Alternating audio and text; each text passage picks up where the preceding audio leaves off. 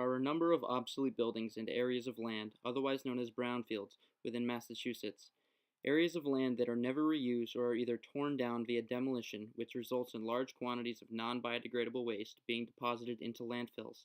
The demolition of said buildings is also a costly process, which also negates the repurposing of these buildings.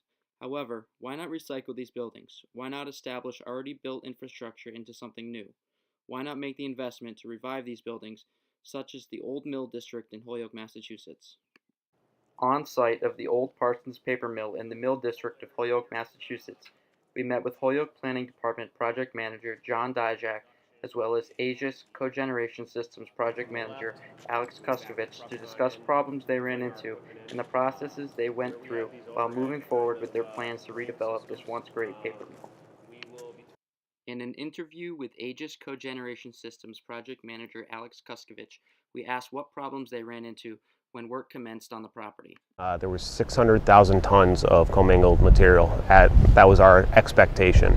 But the further along with the project, we ended up finding an excess of up to 900,000 tons of commingled material, which would have bankrupted the project. And without working with the Mass DEP and the EPA, we would never got this AUL passed and actually got this project completed.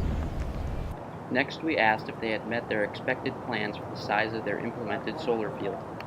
This is just under a 1 megawatt solar field, and that's pretty much what we were shooting for. We were shooting for a full megawatt, but it's whatever area was allowed with the shading of the building and easements that we have with the utility. We were curious as to what Aegis's future plans for the building were, especially with the condition it was currently in. So the overall plan for this building is we want to basically have this be like an energy park, because we want to bring our production, R&D, and sales into this building. So half this building will be for production use, and the rest of the building is going to be office space for sales, R&D, engineering, and whatnot. While there are many important benefits to repurposing brownfields, one of the most important is the use of wasted land. The National Brownfields Association estimates that there may be as many as 425,000 brownfield sites throughout the U.S., accounting for a possible 5 million acres of abandoned industrial land. In the case of the old Parsons paper mill in Holyoke, although much of the property was destroyed in a fire in 2008, it was important to salvage what they could and save the remaining building for future use. Due to the sheer size of many brownfields, it is important to understand the costs associated with projects such as this.